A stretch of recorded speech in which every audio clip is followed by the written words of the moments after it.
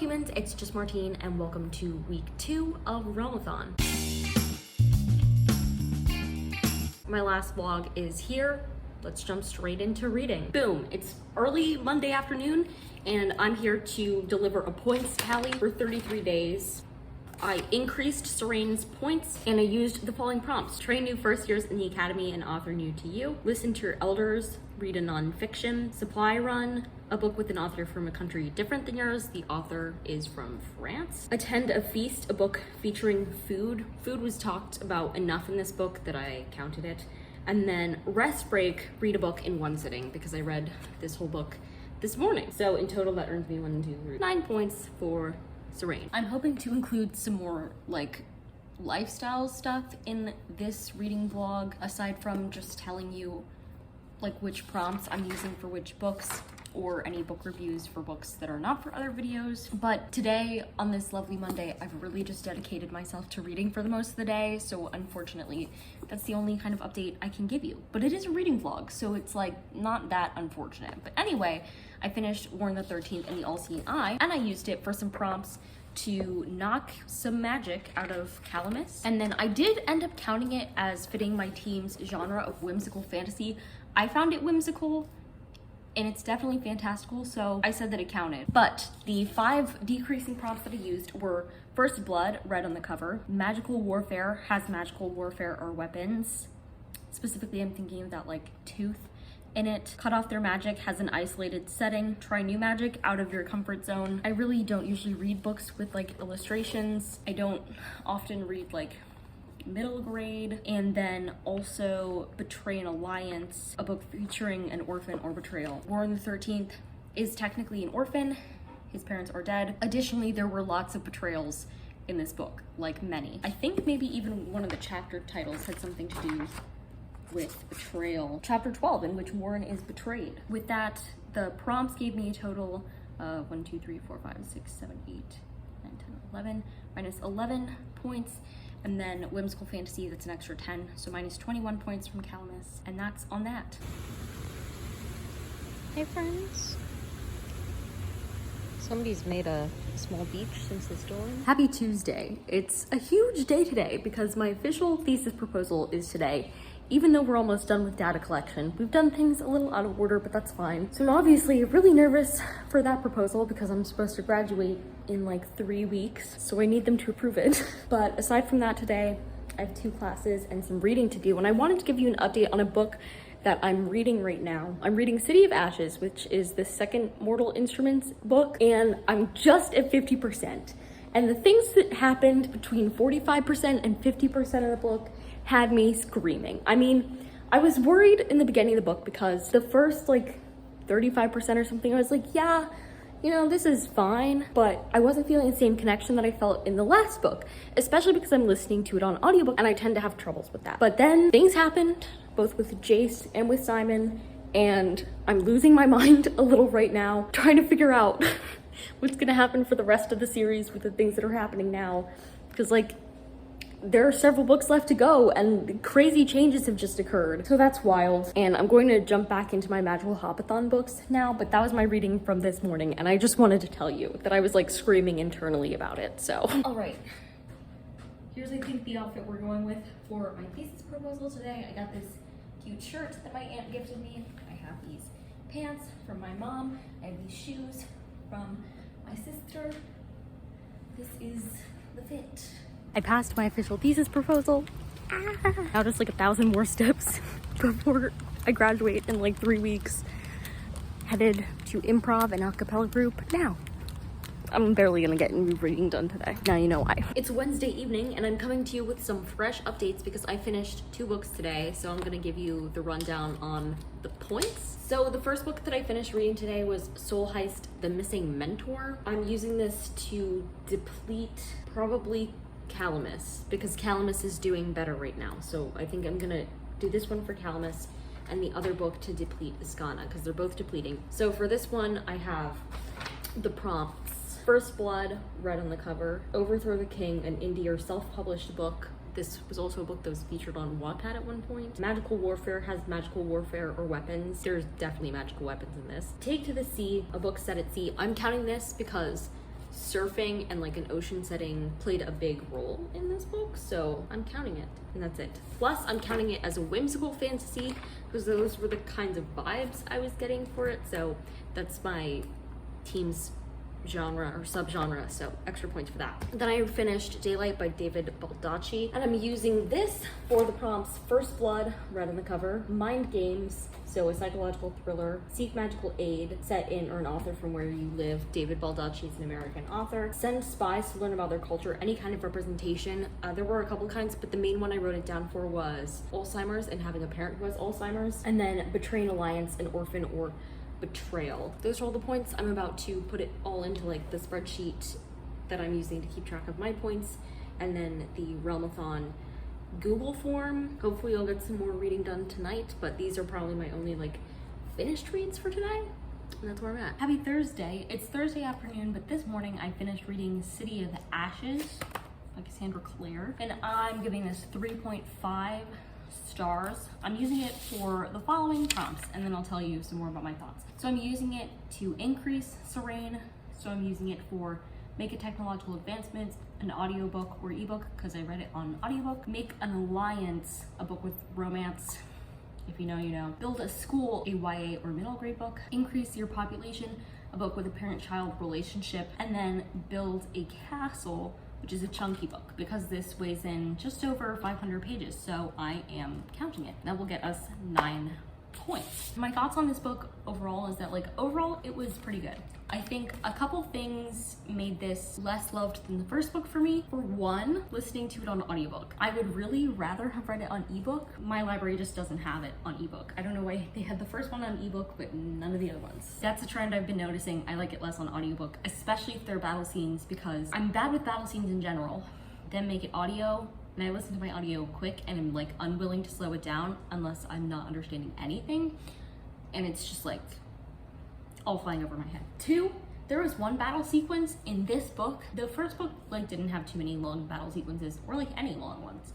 This one had like a long one, like a very long one. At one point this morning I found myself asking myself, like, is this still the same battle sequence happening? And the answer was yes. Add in the plot twist that upset me at the end of the first book and how that played into the second book. There's also a trope that I really hate when authors use, especially if they overuse it. And from what I've seen so far, Cassandra Clare overuses this trope. It's, this character's dead, just kidding.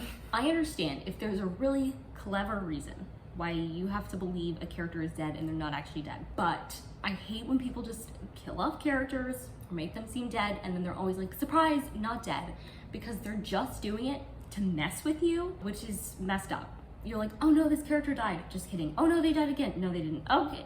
And then later on in the series, if that person like actually dies or anybody else actually dies, you're like, all of it feels so cheap because you've killed everyone multiple times already. Just kidding. That peeved me a little bit. One of the instances made for like a very interesting thing that will carry on through the rest of the series, and that was why I was confused by another one of the instances later on in the book. I know I'm speaking very cryptically.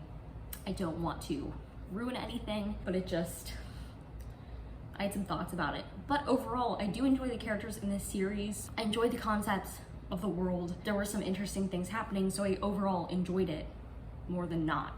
3.5. And I am excited to continue on in the series. Somebody else in the Bookstore read-along chats said that they agreed that they liked this one less than the first and that it felt very much like a bridge book, and I can definitely see that being the case. So I'd be interested to see where it bridges to. Another thing with her like killing off every single character is like, girl, I know we got like a ways to go in this series. What are you doing? Anyway, it just bothers me so much when authors do that. 9 points for Serene. Good book, enjoyed. It's Friday morning. I've finished Why Buddhism is True by Robert Wright. I'm quickly going to just cover the stats info, and then I'm going to take you for a walk around my room and discuss it. I used this book to increase points for Serene. I used it for the prompts, train new first years, so an author new to you, because I've never read a Robert Wright book before, although now I'm very interested in reading more from him. Listen to your elders, which is to read a nonfiction, because it's a nonfiction. Medic training, which has mental health rep or healing themes, and with the discussions of meditation and mindfulness, I definitely felt like that was the case. Build a training ground apprentice trope. Hear me out on this. So Cassie said we can stretch whatever we believe counts. And I truly believe that this counts for the apprentice trope, because the author of this, who you could see as the main character of this story, did embark on a journey to try and understand Buddhism and meditation in particular. And so he did a lot of meditation and he described his experiences with it. So I felt like he was training, like he went to retreats and stuff to learn how to meditate better. So I'm counting it as apprentice trope.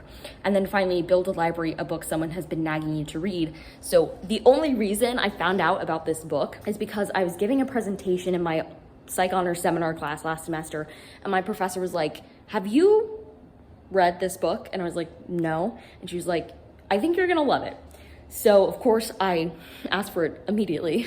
My mom gifted it to me. Thank you, Mom. But I've just now gotten around to reading it. And I'm super thrilled that I got around to reading it, because I knew it would be a 5-star book. Like knew it would be 5 stars. And it absolutely was. I learned so much from this book. I even the other day had my official thesis proposal and I pulled out something from this to talk about in there, because my thesis involves mindfulness, and we use like a brief meditation induction.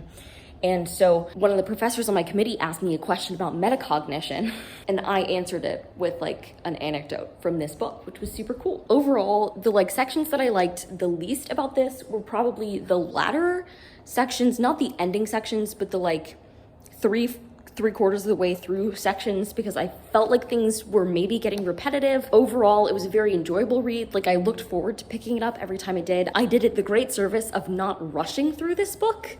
Like I took like 2 weeks to read it, because I knew I could love it if I sat with it, and I knew I wanted to like learn as much as I could from it, especially since this is like a topic I still want to research in the future. And so like I wanted to encode some of this information and this experience of reading it. He had a great writing style, which is one of the reasons I'm so interested in his other works of nonfiction. He largely follows evolutionary psychology, which is a really fascinating field and something that I haven't covered much in my courses, because when you study forensic psychology, you're not as concerned with that, right? But looking at evolutionary psychology is really interesting, and how it affects current mental health and schemes of the world, and everything that you learn about in regular psychology, like why that's made, is really cool. Because some of the favorite conversations that I've had with some of my professors have been in classes when we've talked about your brain does this, which doesn't seem great, but here's why it does that.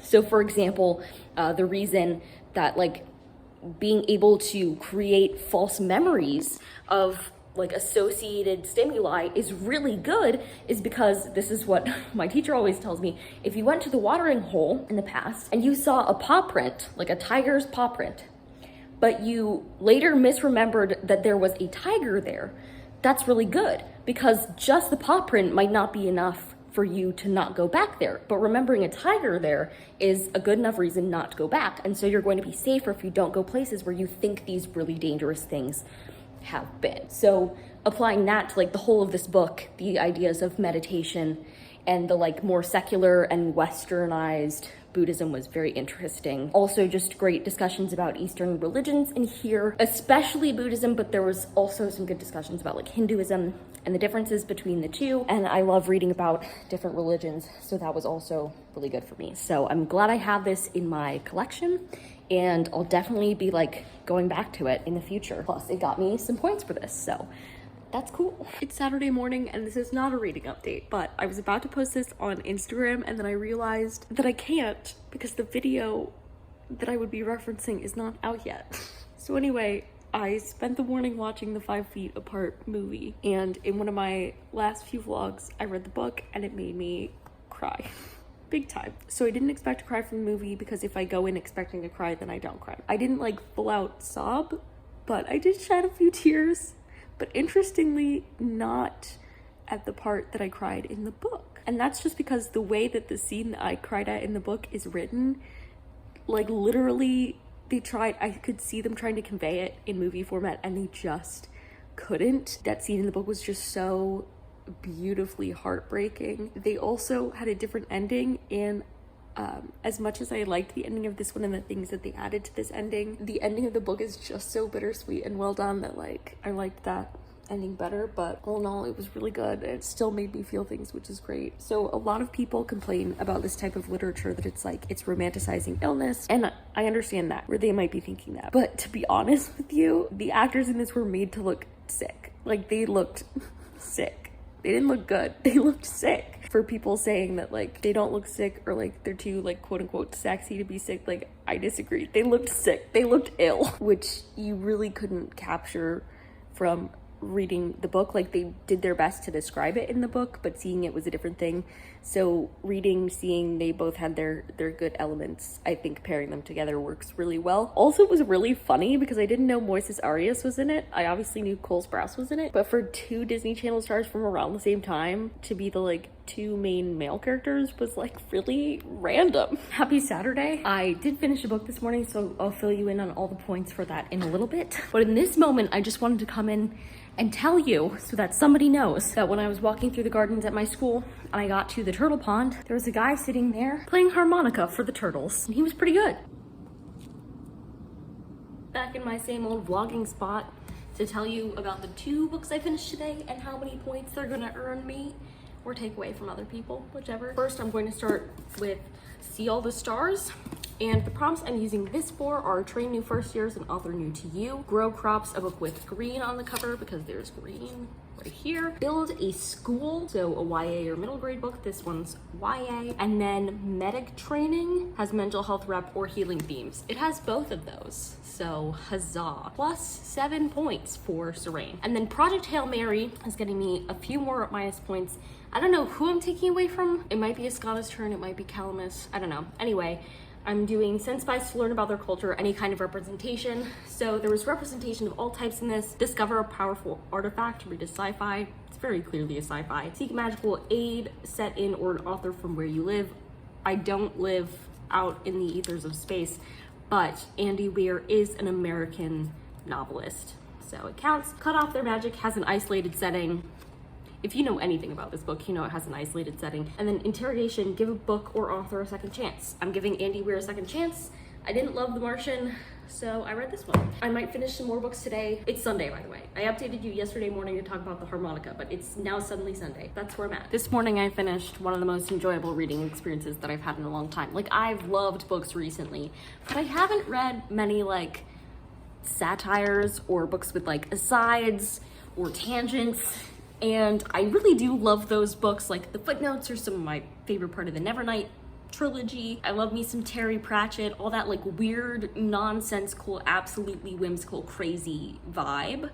And Chronic Decimation by Andrew Stanek gave that to me. Absolutely 5 stars. And I wasn't expecting it from it, because I picked it up, or ran a book, I got it for free, ebook for free through Robin Reads. And I was like, interesting concept. It's about this man who kills every 10th person he meets, and that's called chronic decimation. And then the psychologist and mathematician team up to try and cure him in the course of one day. And it's very interesting, and it's very zany, and I loved it. Like, that's all I have to say about it. I loved it. It was funny. It was great. It was a good time. Like, I laughed out loud a couple of times. It was good. It was good. And I kept wanting to screenshot things, but then refraining. I usually screenshot things that are like really funny or really like well written in books, but I didn't for this one because like I did for a couple times. I couldn't help myself, but there were dozens of times where I kept myself from doing it because I was like, you're just going to snap a picture of every page of this book if you do that. Like, I just loved it. So that's all I have to say about it.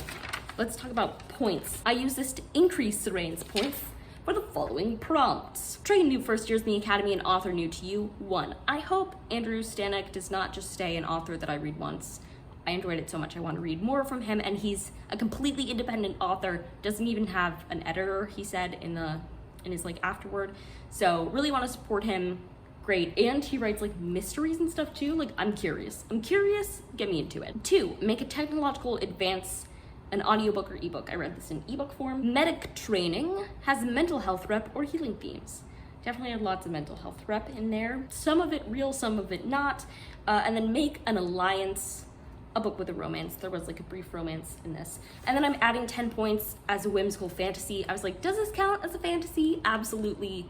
Yes, it does. It was unhinged, complete break with reality, absolutely, and not scientific in any way. Like, there was psychology and there was math involved, but like there was no way this was like a possible future or anything like that. So I counted it as whimsical fantasy because it was so whimsical and very fantastical. And that's the type of fantasy that I enjoy. Like, it doesn't have really complex magic systems or anything. It's just like funny in unhinged kinds of ways, and very nonsensical, illogical, but like in the best way. Like, they're trying to be illogical and contradictory, and it's incredible. So I enjoyed it so much. Glad I read that.